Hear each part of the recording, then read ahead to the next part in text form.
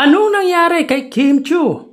Yan at iba pa ang pag-uusapan natin ngayong araw po ng Biyernes, October 18. Pero bago yan mga kaparokya, humiling ako na pakisubscribe ang aking YouTube channel.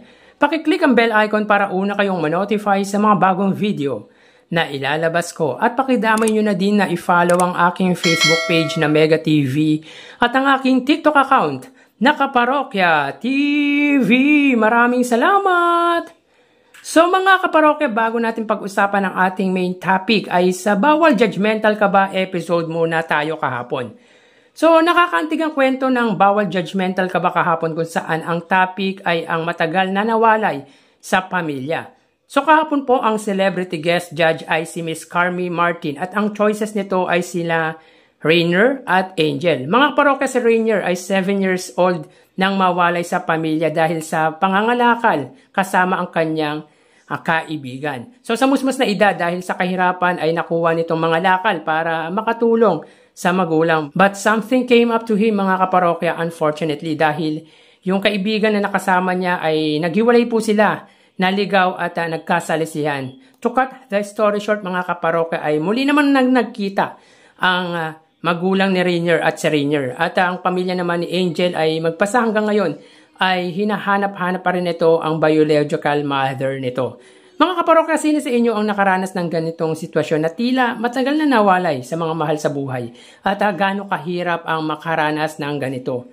Mga kaparokya, para sa akin, mawala man lang saglit ang nanay mo or yung anak mo ay hahanap-hanapin mo ito. How much more pa kung mawala pa ito ng matagal nang wala ka man lang balita. Ang hirap nun mga kaparokya, sakit nun.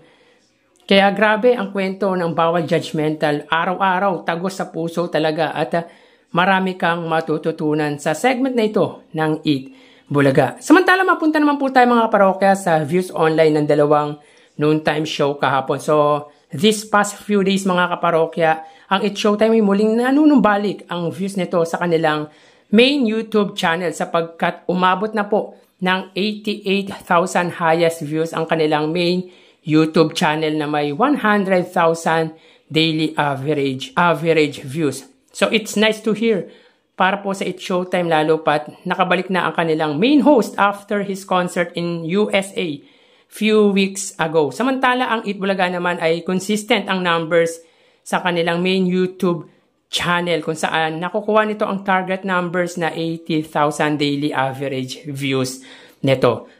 So punta po tayo sa highest views nila kahapon mga kaparokya sa oras na 1:29 PM.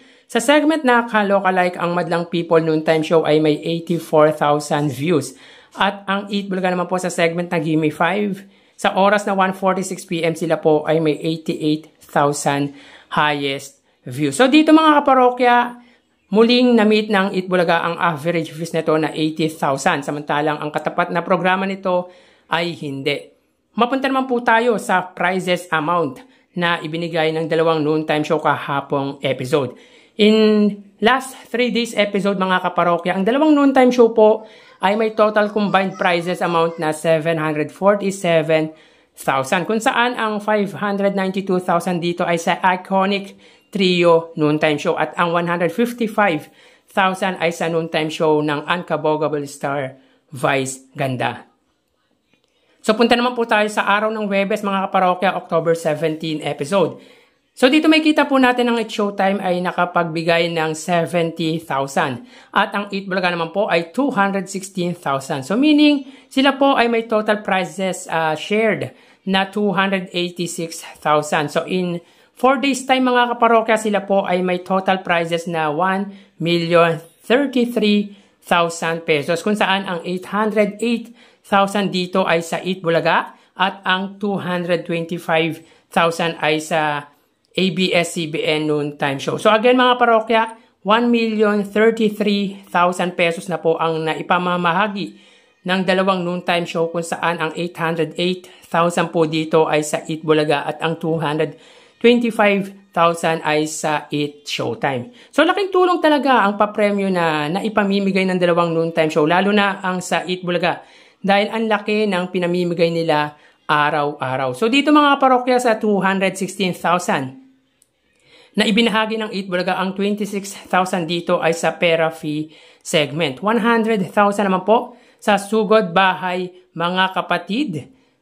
60,000 naman po sa Gimme 5 at 30,000 sa Bawal Judgmental Kaba. So, ang laki ng sa Sugod Bahay dahil ang winner neto mga kaparokya, ang apo ay may sakit.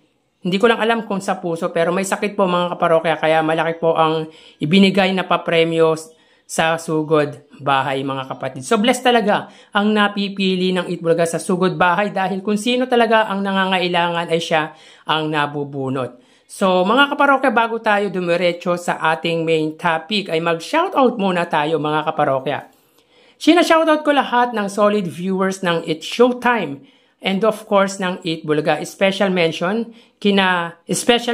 sa mga sumusunod, mga kaparokya. Ninja Jack Monster, Derek Pelapil, Kudro on Leather, TVJ Jaworski, BSD, Froilan Esquera, Graciano Uclarit, Renato Reyes, Roy, Ashley Gray, Rosaline Rojas, Jeanette Encaja at Miss Heidi Gutierrez. Maraming salamat po sa patuloy na panonood ng aking video at sobrang na-appreciate ko po kayo mga kaparokya.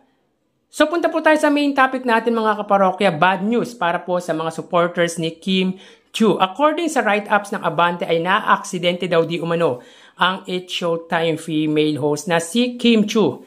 So ayon sa post nito sa kanyang social media account, may caption na magpasikat realness ay nagkaroon ito ng aksidente during rehearsals ng magpasikat mga kaparokya. So it's a minor injury lang naman mga kaparokya, nothing to worry mga supporters ni Miss Kim Chiu. Sa October 21 na po magsisimula ang group performance ng mga host ng It's Showtime kaya inaasahan na pasabog ang bawat performances ng mga ito. Ang magpasikat ng It's Showtime, ito po yung annual activities nila tuwing anniversary nila. Kaya puspusan ang training ng bawat grupo. So kabang-abang ang 15th year anniversary celebration ng Madlang People Noontime Show. So sa Sabado naman po mga kaparokya, hindi sa studio kundi sa labas ng studio gagawin ang live episode ng Itbulaga. Sabi ay sa Pampanga but not sure yet kung doon talaga. So anyways mga parokya, mag-iingat po tayo palagi dahil hindi natin alam kung kailan po darating ang aksidente. Tulad ng kay Kim Chiu. Buti na lang po mga parokya ay minor injury lang po ang natamo nito. So hanggang dito na lang mga parokya, mag-iingat po tayo. Thank you and God bless.